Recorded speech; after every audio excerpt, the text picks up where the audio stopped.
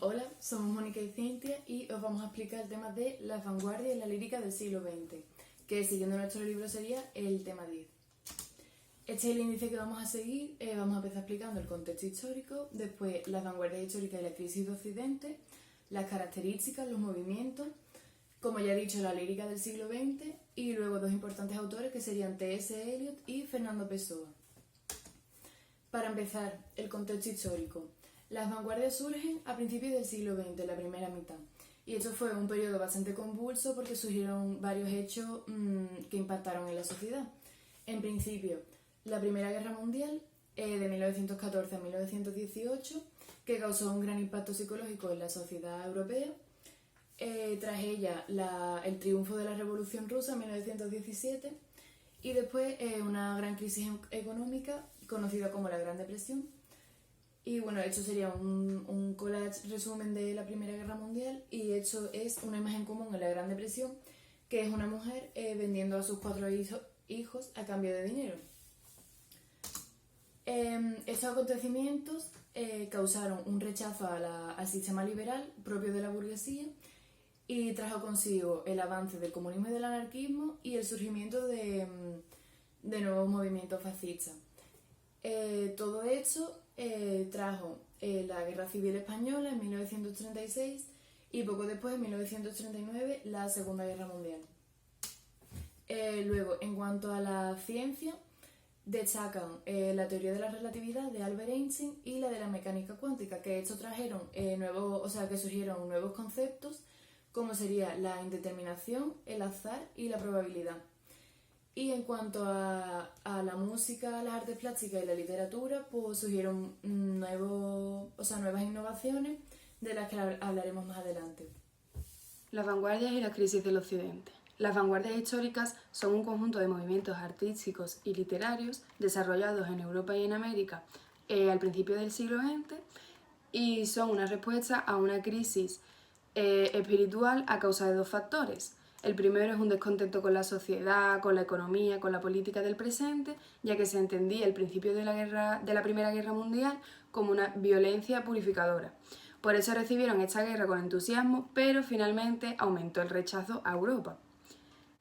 El segundo factor fue un rechazo por el proceso histórico que les llevó a una situación del presente, ya que se cuestionan los valores en los que se construyó la cultura occidental, la ciencia, el progreso, etc. Las teorías históricas del declive de Europa se relacionan con este sentimiento de descontento.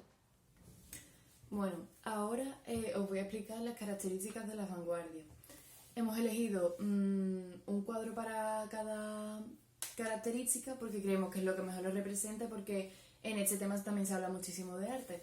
Entonces tendríamos 4: el primitivismo, el antirrealismo, el irracionalismo y la vocación minoritaria.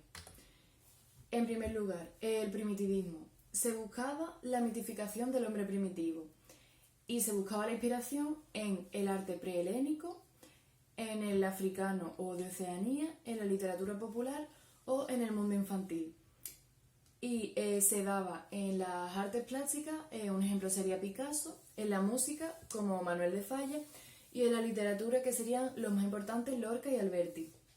Luego, en el antirrealismo, hemos elegido el cuadro del Nudo Rojo de Kandinsky y es básicamente el que viene en el libro. Y bueno, el antirrealismo, lo que se intenta crear es una realidad plástica, no verbal y no imitativa, es decir, que no imitaba a ningún tipo de arte y además estaba totalmente alejado de la realidad. Se admiten varias interpretaciones y nada, el antirrealismo se encarna en la pintura de Paul Klee o Kandinsky y en el creacionismo literario de Vicente Huidobro. El irracionalismo, junto al antipositivismo, viene del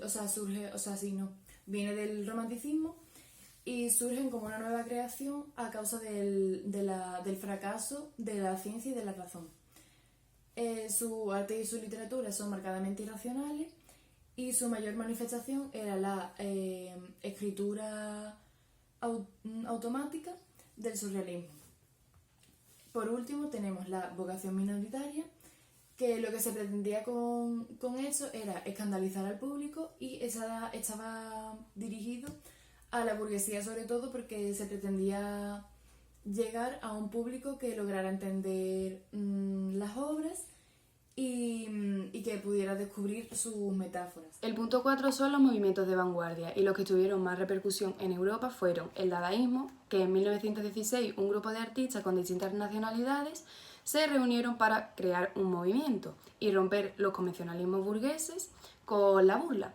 El nombre Dada se refiere al balbuceo de un bebé, sugiriendo el regreso de lo primitivo que era ajeno a la lógica.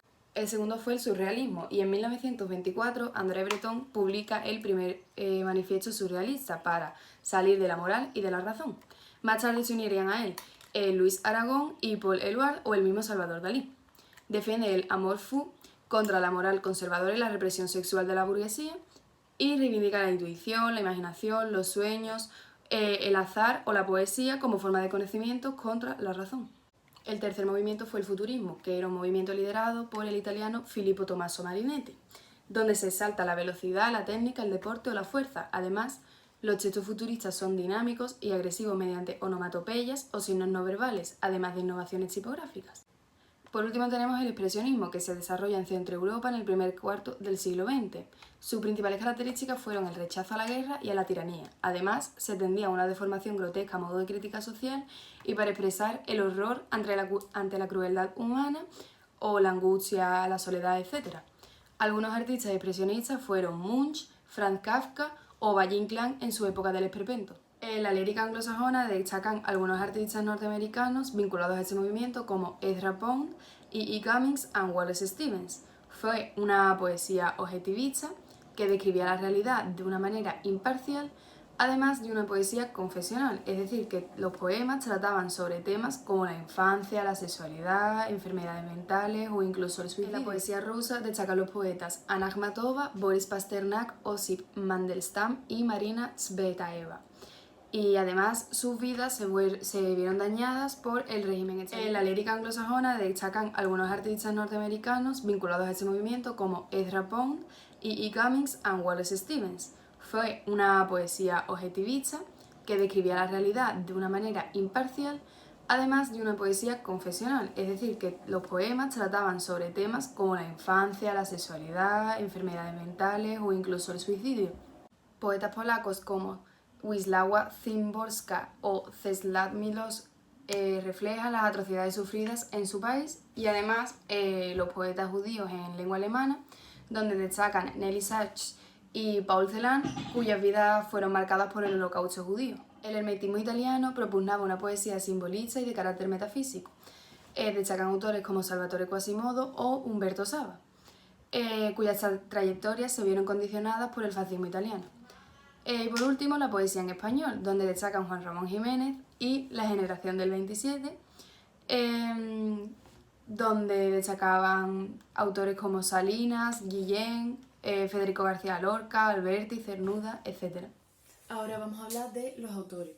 El primero sería T.S. Eliot, que voy a hablar un poquito sobre su vida y luego voy a explicar sus principales obras.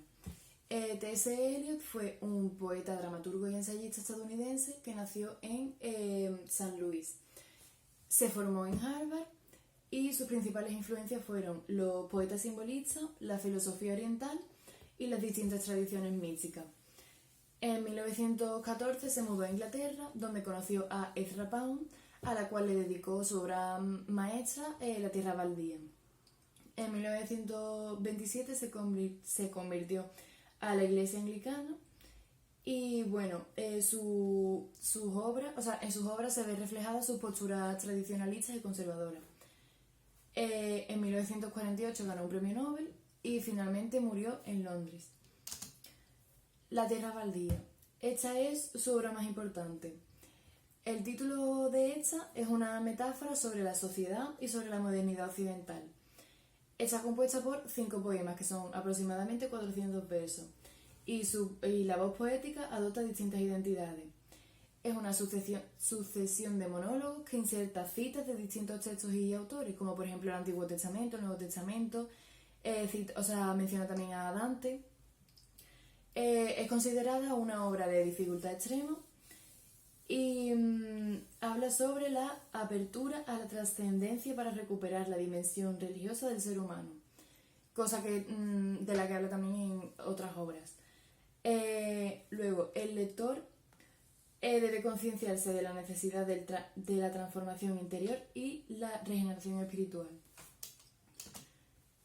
4 cuartetos. Esto también es una de las obras más importantes de T.S. Eliot. Es considerada su obra cumbre y son 4 poemas que fueron publicados por separado. Cada composición consta de 5 secciones o movimientos. Tiene un carácter bastante más filosófico que Tierra Baldía. Y bueno, su tema central sería la reflexión sobre el paso del tiempo y la posibilidad de vencerlo o trascenderlo. Y según él, la única vía segura para imponerse ante el tiempo o la muerte es el retorno a la religión. Después teníamos al autor Fernando Pessoa, nacido en Lisboa. Entre 1896 y 1905, Fernando vivió en Sudáfrica y allí se formó en colegios de habla inglesa. Regresó más tarde a Lisboa y trabajó como traductor en una oficina comercial. Además participó en revistas literarias, pero cuando estaba vivo publicó solo el poema Mensaje. Cuando murió dejó una obra ingente inédita, entre la que se incluye el libro del desasosiego, firmado por el heterónimo Bernardo Soares. Este libro es un amplísimo conjunto de fragmentos en prosa, a modo de diario íntimo, en los que se entremezclan vivencias y reflexiones del autor. Pessoa encarna la escisión entre una vida aparentemente gris y un universo literario de una magnitud y complejidad que no se puede abarcar. Su obra es muy importante y es una de las cimas de la lírica del siglo XX. ¿Qué son los heterónimos en los que él se esconde? No se tratan de seudónimos, sino de auténticos personajes que él crea, con una cosmovisión y una manera de escribir propias y singulares del autor. Algunos de sus heterónimos más importantes fueron Álvaro de Campos, que era un personaje ingeniero naval y combinaba el futurismo y el simbolismo, es decir, la glorificación del maquinismo y la fascinación por la violencia y el mal. Daba una sensación de vacío existencial y de deseo de la evasión de la realidad. El segundo heterónimo era Alberto Caeiro, que también nació en Lisboa en 1889 y falleció de tuberculosis en 1915. En los poemas escritos en verso libre y un lenguaje directo tenía desnudos de artificios retóricos y un rechazo importante a la especulación metafísica como forma de acercamiento a la realidad. Esto no se conoce por medio del pensamiento o del lenguaje, sino que se conoce a través de los sentidos. El último heterónimo fue Ricardo Reis, que era un discípulo de Caeiro y era un amante de la cultura grecolatina. Fue un epicúreo en cuyas odas trata temas como la fugacidad de la vida, la inevitabilidad de la muerte o incluso la incitación a un disfrute moderado del presente. Así evitaba las pasiones.